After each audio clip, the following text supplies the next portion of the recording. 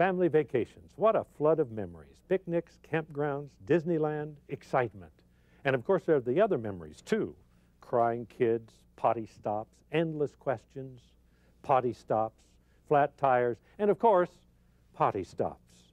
But even with all the worries, traveling together is an important part of a healthy, happy family. Today, Clifton Davis and Tammy McGrew will explore how to take the trauma out and keep the fun in family vacations. I'm Dan Matthews. This is Lifestyle Magazine.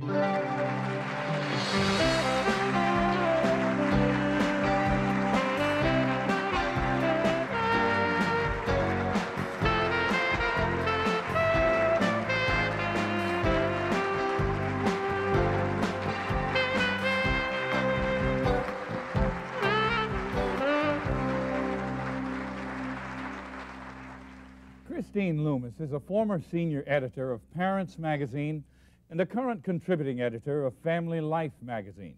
She's the author of Reader's Digest's Simplify Family Travel, How to Plan a Vacation the Whole Family Will Enjoy, and Fodor's Family Adventures.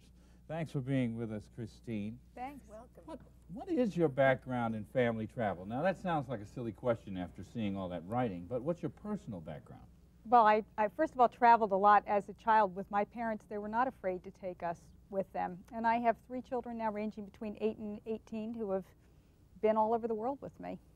That's pretty good background. I've got the same kind of thing with my kids, you know, taking my kids to Hawaii and having them really enjoy themselves. Did you camp with your parents or?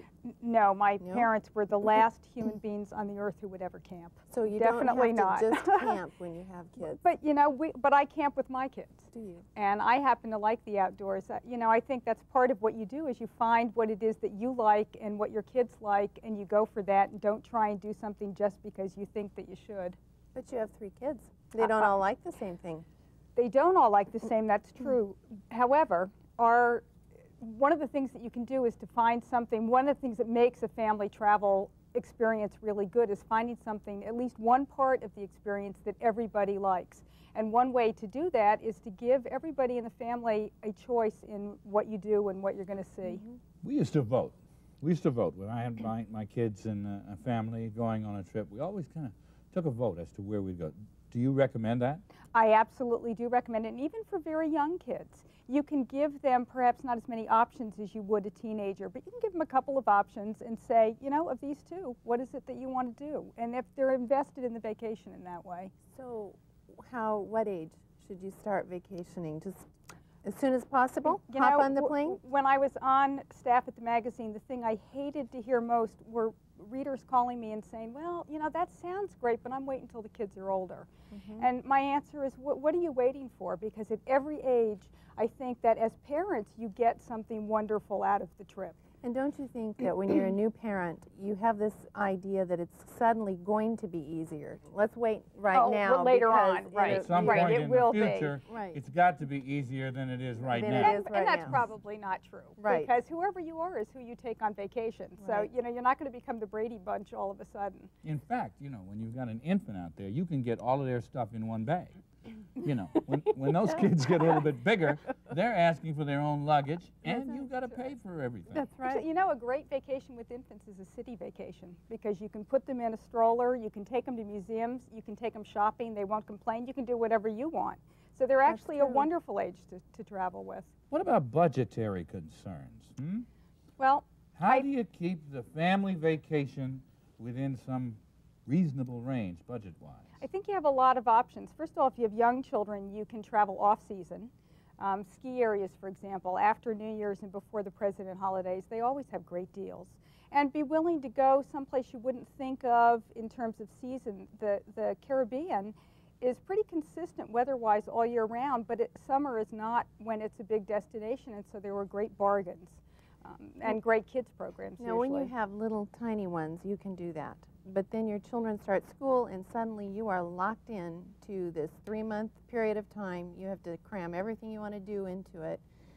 You made a good suggestion for with infants. What about that school, the toddler? Let's go to toddler. Well, toddlers and teens are, first of all, the 2 hardest age groups to travel with for often the very same reasons. But you can, even with school-age kids, there are off-season places during the summer. The That's Caribbean, the Southwest, for example. So if you're willing to, you know, put up with maybe a little heat, you can go to some great places in Arizona, for example, and it will cost almost nothing. So is Disneyland the perfect toddler vacation? I think it is not even close to the perfect toddler vacation. I don't think kids really appreciate Disney World or Disneyland until they're over 5. And I think parents kind of make a mistake trying to take them too young. A lot of it's very frightening. And you walk more there than you would ever think possible. So it's also exhausting. I think you need to wait till the kids are a little bit older on that one. They get a little worn out. That toddler thing. They do. As long as you can take a toddler somewhere where they don't have to fly, and if their ears start getting impacted by the airplane and they start screaming, and the rest of the plane wants to throw you off. We're going to talk more about traveling with the family. And we'll be joined by a travel expert who's authored 9 travel guides. And we think she knows something about what she's talking about. In a minute.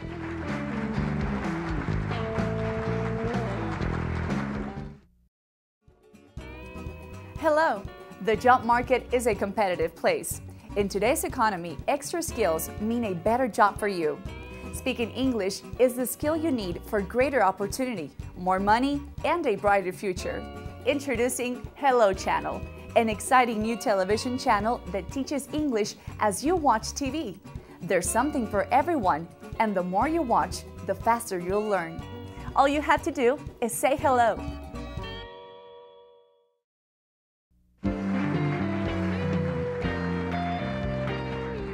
We're talking about the family that plays together, and of course, we mentioned earlier this book by Christine Loomis, Simplify Family Travel, a guide to family planning, family travel.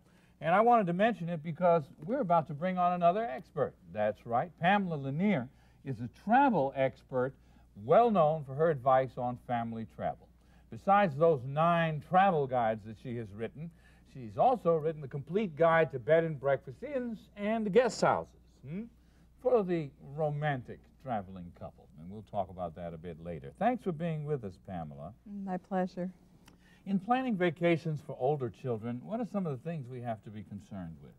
Well, I think that the group from 8 till about 12 is pretty much a cinch. They're going to enjoy doing anything. Right, and that makes an easy call. And that's the time to get up and go and do the adventurous things that you want to do with your kids. Now, when you say adventurous things, what do you have in mind? Well, that could be anything from a trip to the Rocky Mountains and doing a little climbing or gold panning to just lazing in the sun. You really can do what you like to do. Because your kids still like you. That's right, exactly. And they love, this is the truth, they like you. That's exactly right. They love you still. You mean there's a point when your kids don't like you? Yeah, and let's go right there because this is easy. So let's move right on to 13, 14, and what happens? It's true. As your kids get a little older and get into those teenage years, things change. Everybody has different tastes, wants to do different things. Your kids want to spend a lot of time with their peers. Away from you. That's right, and it may not be so easy to pry them out of the house. So I have some suggestions for some ways to come up with trips for older kids that they're going to really like. Okay. Especially if they don't really want to go with you that badly. And this has happened to me. One suggestion I have is to go someplace that they're absolutely dying to go. If they have been dreaming about going on an undersea adventure, then do that. Go someplace where there's water, and if they're 14 or older, they can get certified for scuba. Or you can snorkel, but go someplace that captures their imagination. If they're still reluctant, take a friend. Well, this was, I was going to ask you because I just got back from Hawaii. I had to take my daughter's boyfriend in order to get her to want to go with me. I did the same thing. I had to bring my daughter's girlfriend. I didn't know that we had that much in common. I'm telling you, well, right in Hawaii. I had to take 4 teenagers instead of just my own 2. Oh my golly. Now that's a big trip. They're paying you more than me on this show. But you recommend that we should do that? Because I've wondered about that, because then you don't get the family time. I think that can work out fine, but I agree with you. If I had my druthers, it would be just my children and me. Yeah.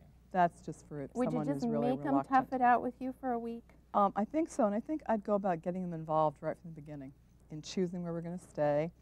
And listen, plan for older kids. Don't put them in one tiny hotel room. Maybe think about a condo or something. Now we rented a condo, and and it was a lot of fun to be together with my daughter and even her friend. But the thing I found is once we get to the destination, planning the vacation is more than the going. It's more than the budgeting. We need some tips about how to keep the kids interested, because once we got there, I mean, my kids like disappear. Oh, Dad, thank you so much for bringing us. See you later. Can I have a key? Can I have the money? And see ya. I don't see them anymore. It's like, I thought this was a family vacation. I have a problem with that. How do you fix it? Well, I think that's what advanced preparation is all about. I think you have to research where you're going, look into the things that you want to see, you want to do, and you think that they would want to see and do, and then chronicle it. Allow a morning for this, an afternoon for that, but don't try to pack too much in. Do you think, and maybe you could answer this, Christine, do you think that when you're traveling with teenagers, you ought to just accept that this isn't going to be pleasant? No, I don't think you should don't go think we with should that accept attitude that? at all, although you should be realistic, because parts of it will not be pleasant. However, you know, you can minimize some of that. If your kid uses the floor as the closet and everything he or she owns lives on the floor, that's going to happen on vacation too. So, you know, you get them, as Pamela said, a condo room, and then keep the door shut so you don't have to look at it. Yeah. So it does not become a source of tension between you. Forget about it. Like we do at home. It's harder at home, though. It's harder at home. I mean, if you don't, you're going to be upset. You're going to go, why is your floor a closet? You know. The other thing with that age group is that they really like a time when they are equal with you, so you can learn something together. You could learn to scuba together. You could learn to play tennis together. If somebody else is in charge, someone else is doing the instruction, you're on equal ground, and they think that's fabulous. Well, you've heard about that family that plays together, stays together. We've got a perfect example of that when we return.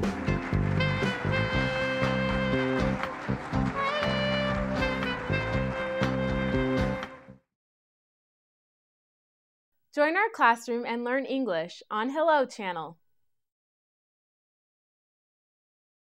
Daddy's home. Hey, come here, you. Oh. Long day. Oh, yeah. So just relax tonight. I can't. It's bowling night.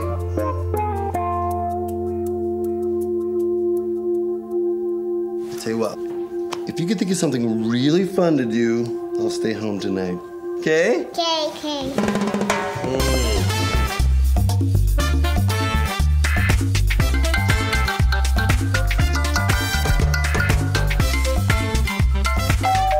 Honey, could you get that? Oh, I'm not gonna make it tonight. It's a bad hair day, so. Give your family everything. Looking good. Give them your time. From the Church of Jesus Christ of Latter-day Saints. The Craigs are big believers in family travel. Even though their three sons are now in high school and college, they just completed a trip across America visiting 34 states. Welcome. Thank you. I want to hear about this trip. I've driven across America, but my goodness, this big family, tell me, how was it? Actually, it turned out better than we were expecting. We really thought that we would put it off until the boys were old enough to appreciate where we were taking them. And then we started realizing that Matthew had just graduated from high school last summer when we took the trip. And we thought if we don't do it soon, we may never get an opportunity as a family to do this again. So where did you start? And how did you head? And what did you see? And we started off going up to Oregon to visit our family like we normally did, but then we branched off, went to where our wife and I met at college, went over to Denver to visit some other friends, but we stopped in Mount Rushmore, stopped in Niagara Falls, went saw the St. Louis Arch, went up through there, went back to where I'd grown up, showed them some places back in Maine where I'd originally, my dad built a house there, and places we used to go on the weekends to the coast and crawling around the rocks and such. So did it give you a different picture of the United States to actually drive through it? Yeah. Something we've never seen before. So what happened? Anything fun? Anything that stands out in your mind that you want to share? I remember one day we were doing Yosemite. We got through Yosemite and we ended up going all over the parks, but I'd never been to Yellowstone. And it's like Yosemite, sort of nice, serene waterfalls, rocks, trees. We were leaving. We came out of Cody, Wyoming, about a 9,000-foot pass, and I was driving, my parents sleeping, and we had a flat. Oh, 9,000 feet up on a winding road? Oh, yeah. Middle of the Did you night. awake in a panic? I had been awake. Actually, Wayne was the one sleeping and noticed that the sound of the car was getting a little bit different. But Did you feel the car going out of control? No. Not out of control, vaguely, just it wasn't a blowout, but we were losing pressure quick. And Was it frightening, huh? it was kind of coyotes screaming and a little tense. Yeah. So did you find any place you'd like to move? I like California. I'll just stay here. By the way, where are you originally from? Where's the family live? we live in the Glendale area. Did you sit down with the boys and did everybody map this out, where we're going to go and pick the sites that you wanted to see? And the activities that you would engage in? We tried to. We actually bought a software program and put it on the computer, laid out the points of interest we wanted to go, and then connect the dots, made a trip out of it, and then tried to see what areas we're going close to that would be interesting, entertaining. The major cities we went to, we tried to stop and see some of the baseball fields that the guys like watching on TV, show them where this actually is. Oh, that's pretty good. Mark McGuire hit one of his 40th home runs from the top of the St. Louis Arch. Awesome. That was it different to be there than just watch it on TV? Oh, yeah. Worth driving all those miles? Well, you know, in St. Louis, have you been to St. Louis? No. Oh, well, in St. Louis, let's put it this way. Okay. If you go to the top of the arch, you can see right over into the stadium, which is downtown. You know, I'm a girl. This really doesn't thrill me. So.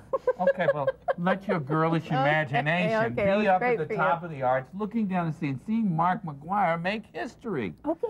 And we're going to make history here, too, because we're going to talk about a romantic trip for two. What about that? More on the benefits of couple getaways when we come back.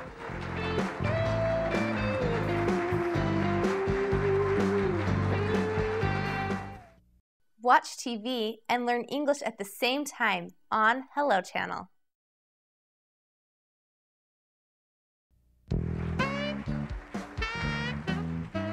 The romantic getaway for the couple, for you too, for the nuclear family, the one that started all those kids and things. Let's talk about that. How can we get away from all of those cares and keep the romance high? Well, I think it's really important to do that. I think putting your couple relationship first is critical in maintaining your marriage and preparing for the future when your kids aren't there anymore and you still have your relationship to nurture. So my suggestion is to take trips together whenever you can, even if it's just a very short trip or maybe an add-on to a business trip, and try to get creative with the kids. You know, maybe you can do some trade-outs with some friends that you've had their kids over, or family, or find a student that you trust from a nearby early education program or something like that. But now this takes determination. This is worse than planning a family vacation, because you have to plan where everybody's going to go. If they're not going to stay home, you have to pack up their things and send them off. You have to pack up your own things, and then you feel guilty the whole time you're gone. I don't believe in feeling guilty about things like that. I think it's so important. You didn't feel guilty when you left him home? No. No? No, not at all. My kids enjoy. Do you feel guilty when you leave your kids home? No, baby, you are the minority here today. I mean, seriously. But I just so admire this caring, nurturing mother thing you got going on, even though you don't like them. You know? No, seriously. You've got to find time and make a way to get away with your significant other. Okay, where do you go and what do you do? Oftentimes, we'll just take off and do a city weekend. That's one of our favorites. What's a city weekend? Well, a city weekend is going to a city near us that has lots of great restaurants, maybe some cultural attractions or a show we want to see, and remembering that those nice hotels, which are really built for business travelers, are almost empty on the weekends, and the rates are a lot lower. So I look for a package or something like that, and one place I look is on travelguides.com, our website. We have a lot of deals there, hundreds of deals on places to go. Another place I love are some bed and breakfasts out in the country for a quick getaway. Recharge those love batteries. Your husband ever take you to a bed and breakfast? No. No. Hey. I'll get Come your on, book. Doc. Take care of her. Now, when you go to plan this weekend away, do you plan it and surprise your husband, or do you plan it together? Well, actually, the very first one, he planned it and surprised me. Really? He thought we just hadn't, seen each other for a while. And it was time to spend some time together. So he planned a getaway for my birthday. Now, I know couples that alternate years. One year, it's up to one to plan it and surprise the other one. And the next year, it's up to the other one to plan it and surprise. Have you heard any other creative things like that? Yes, I think that sometimes there's just a chance to do it sort of spontaneously, particularly if a business trip arises and if you have a chance to take your spouse along, do it. I want to ask both of you ladies, how do you think this kind of family planning and family travel affects the relationships? I think it can be a really strengthening part of your relationship, and I think that even when you're taking your kids along, because a lot of people can do one vacation a year. So if you do bring your kids, make certain that you spend at least one night with your significant other. You can put your kids in a children's program at a resort, for example, and not feel guilty about it. I think she's absolutely right. You don't feel guilty because you need that time and it's good for the rest of the family. So even get a day in when you're with your spouse, when you're with your family. Well, that's going to have to be the last word on that for now. We'll be back with some closing thoughts right after this.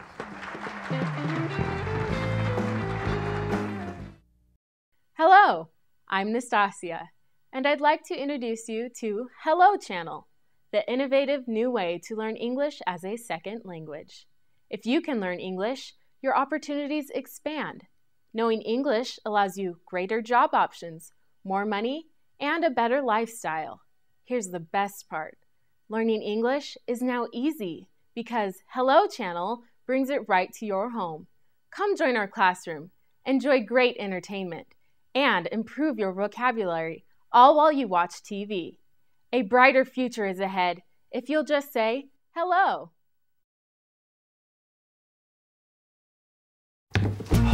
Daddy's home. Hey, come here, you. Oh. Long day. Oh, yeah. So just relax tonight. I can't. It's bowling night.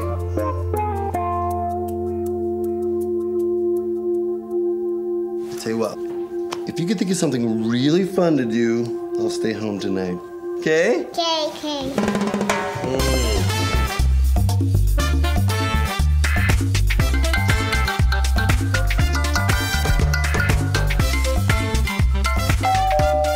Could you get that? Oh, I'm not gonna make it tonight. It's a bad hair day, so. Give your family everything. Looking good. Give them your time. From the Church of Jesus Christ of Latter-day Saints. This has been another of the very important Lifestyle Magazine programs. And right now I want to remind you that one of our guests, Pamela Lanier, is an author. This is Lanier Guide to Family Travel. And I'm sure it's available, Pamela, at most every bookstore. Everywhere, and on the web at travelguides.com. We don't miss a chance to do things like that. Christine, so good to have you here, both of you, in the focus on family travel. And I got to just confess, at this grandfather stage of my life, I am regretful that we didn't do enough of the family stuff, but I'm glad we can encourage other families to do it. So thanks again for being with us, and thank you for joining us here on Lifestyle Magazine. We'll be back next time, and we want to invite you back too. Bye now.